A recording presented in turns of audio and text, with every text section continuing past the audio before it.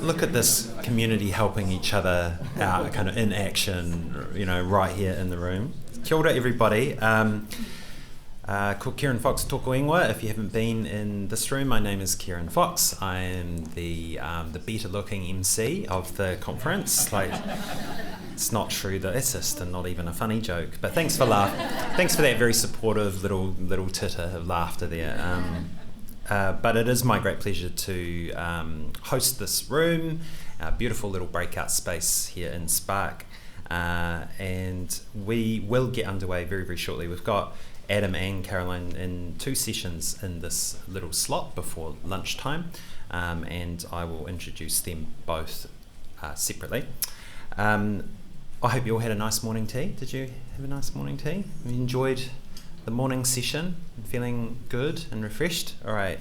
I will just reiterate about how we are curating this space and making it as inviting and as safe and as flexible for you as possible. And we invite you to feel absolutely free to take care of yourself in any way that you need as well. And that includes, if you'd like to step out of the room, that's fine. You don't need to wait for a gap to do that. We all get it. When we have lots of people, even without anyone speaking, lots of people in a room, there's a lot of stimulation for some of us. So feel free to take care of yourself in any way that you need and utilise the library spaces, the outdoors. If you'd like to talk to someone, just a reminder that those of us with the t-shirts, the Decult t-shirts, look for the volunteers and they can connect you with our on-call counsellors. We also have a nice little quiet room set aside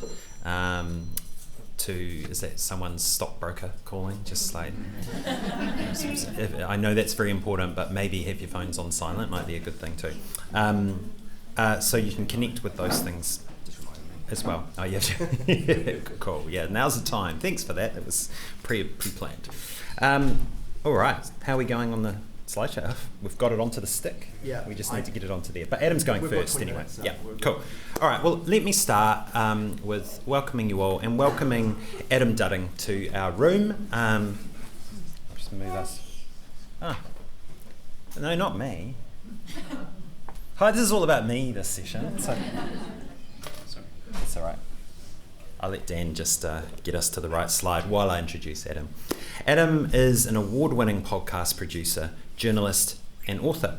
In 2022, he and co-producer Eugene Bingham created Stuff's international hit podcast, The Commune, a 12-part investigation into the history and legacy of the notorious Centrepoint Commune. Adam's other podcasts include the true crime investigation Gone Fishing, the mental health series Out of My Mind, and the current affairs series True Story. His 2017 memoir, My Father's Island, won Best First Book at the Ockham Book Awards. I love that title too, by the way. And he has won numerous feature writing awards for his reporting for the Sunday Star Times. So it's a great honour to have Adam here and to introduce him to talk a little bit with us today. So as soon as we get those slides, oh, look at that. Dan is, can I just have a round of applause for Dan? He's been here the last few days solving problems as they come up. Just incredible work. All right. Too easy. I'm fancy free. Fancy free. All right. Over to you, Adam. And small confession, I haven't written anything either. Spent about 2 years researching the Commune, and I figured if some of that information hasn't stuck in my head, that would be mad. Anyway, and that is the biggest picture I've ever seen of myself.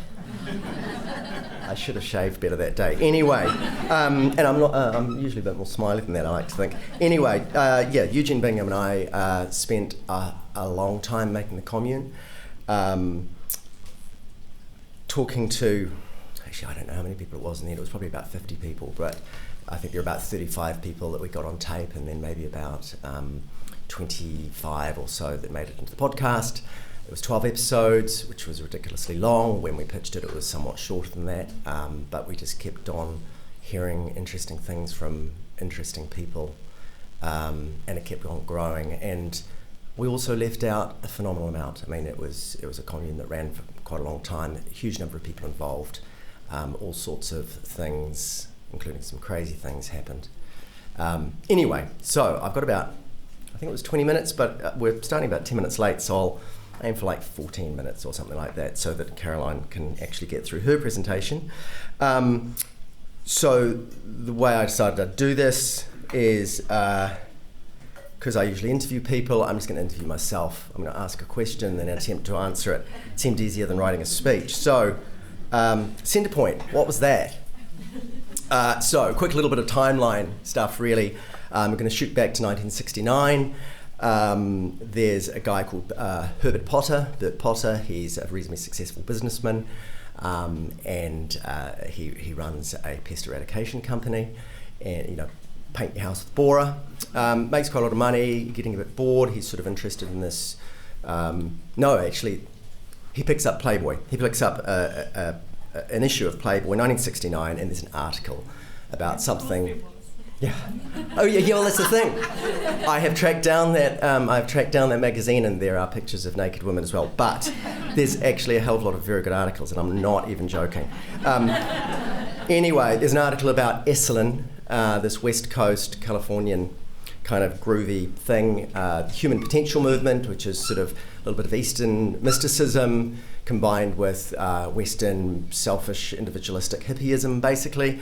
Involved a lot of nudity and hot tubs and encounter sessions where people tended to get quite naked and sex happened and things. Anyway, Bert Potter liked the look of that. He had quite a lot of money. He was getting bored of being a businessman, really, and he just got really into this movement.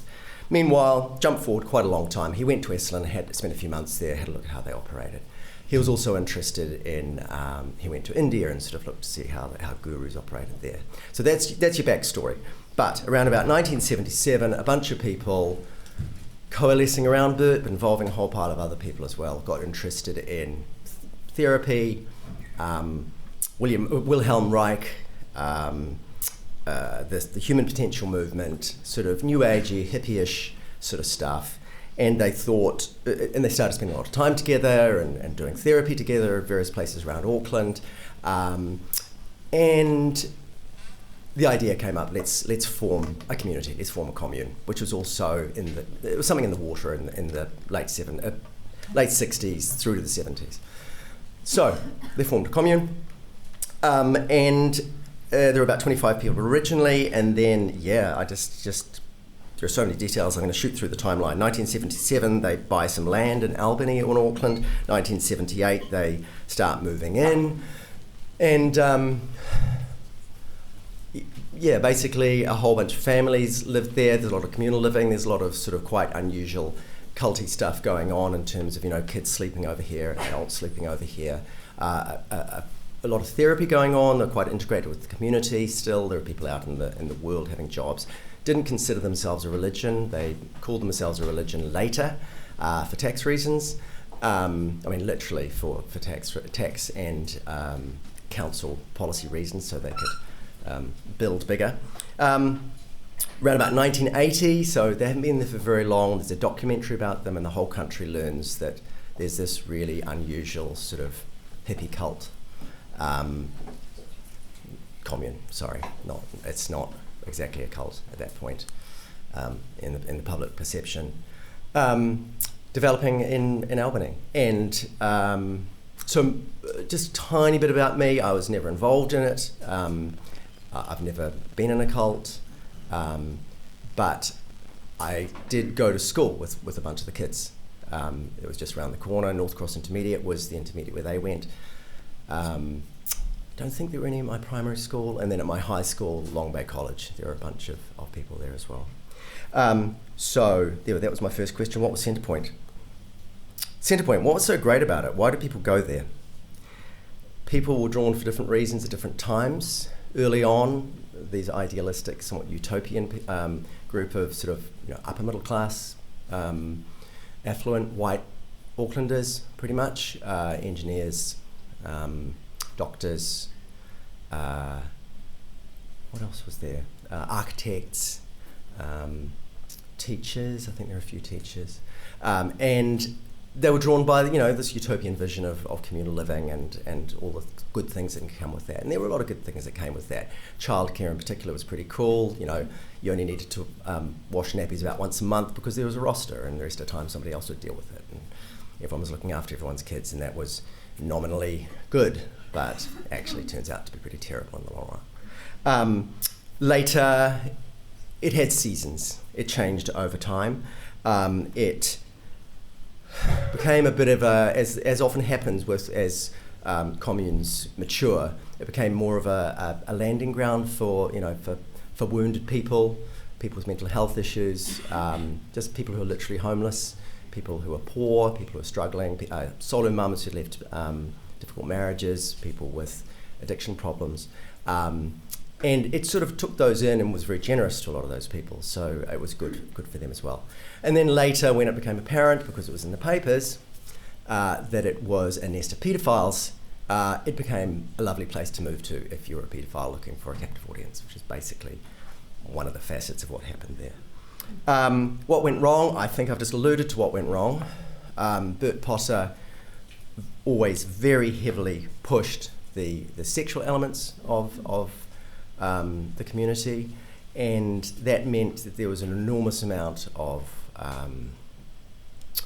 just really unsafe stuff going on, which led to a huge amount of victimisation of children. There was a lot of very visible, public, open adult sex going on, but that was well characterised, well understood, thoroughly endorsed. Everyone was nominally enjoying it. I mean, in our interviews we discovered that in actual fact it turns out that polyamory is really difficult, and particularly when there's a coercive, controlling guru at the top of it who is enjoying playing mind games with everybody and causing people to do things that cause jealousy or driving people together or pulling them apart or requiring a partner to make recompense for some crime by sleeping with every single man in the entire commune and so on. So there's lots of pretty... it was a mix. There were a lot of people actually having a lot of fun at this time, but a lot of very bad things happening off out of the corner of your eye, or sometimes in quite plain sight. Why didn't anyone stop them, is my next question.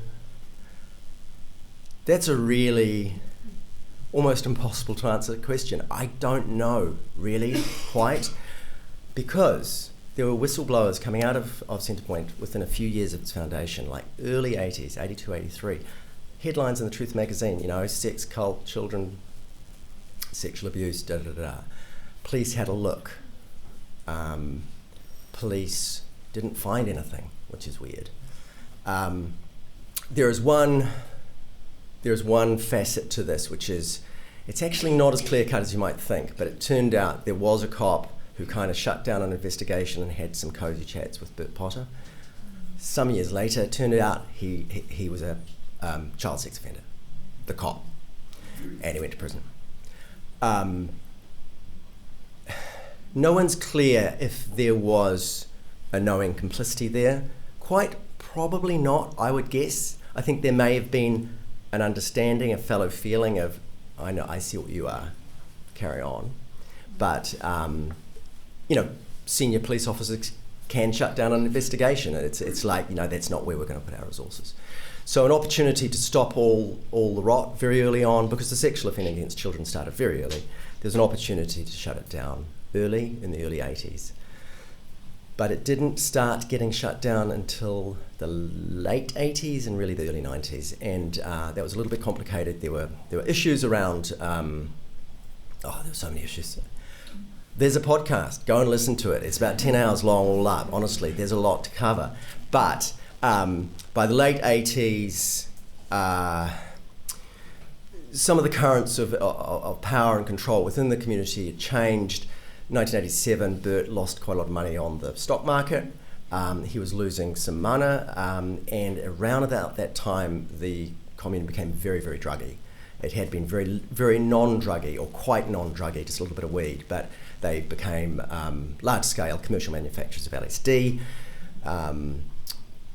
big-scale importers of MDMA, I think it was, or maybe they were making it. I don't think they were making it. Anyway, lots of drugs for everybody, including the kids. And that's when there was enough going on to lock Bert up for drug charges. He went off to prison. While he was off in prison, that actually made the community more vulnerable to police investigation because some of the controlling secrecy was breaking down, and the police were able to make more inroads in getting leavers to talk about what was going on in terms of drugs, but also in terms of child sex. So in the early 90s, there were more raids, and now they were looking at the child sex abuse.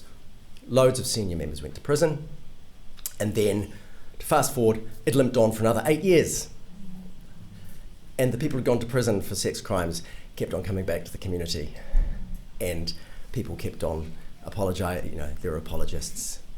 There's no question that in the 90s, the community was safer for children.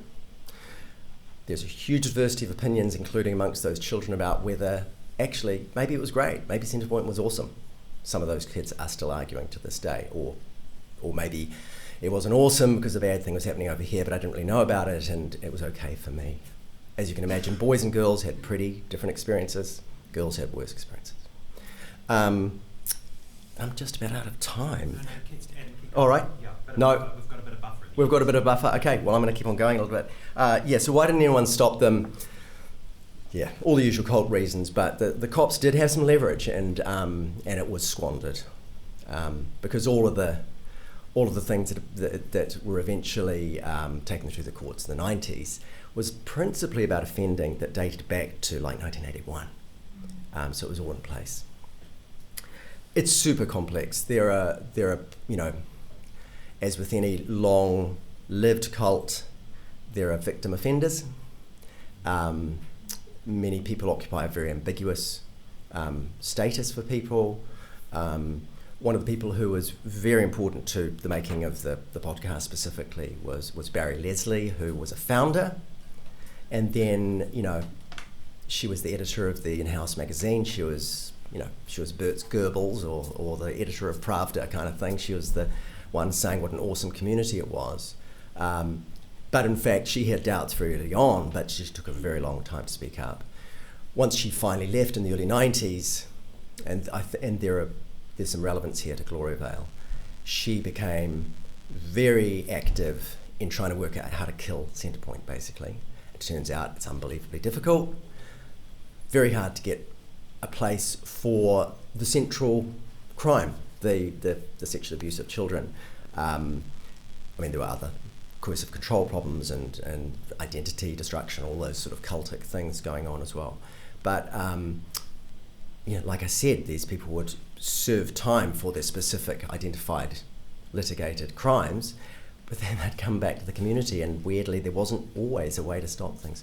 And it turned out that the way to kill Centrepoint in the end was kind of really complex and really boring. It was to do with trust law and the trust deeds and how things had been drafted, and there were some loopholes in the drafting, and it got more and more complicated, and there were royal commissions, and there were just judicial inquiry. Was there a royal commission? I might have made that up, but there was a commission. There you go. But it gets really, really sort of fiddly and technical. But we ended up putting a lot more time into that part of the story than when we're making the podcast, than we originally intended, because Barry had been one of the prime actors, and she was showing us how it had been done.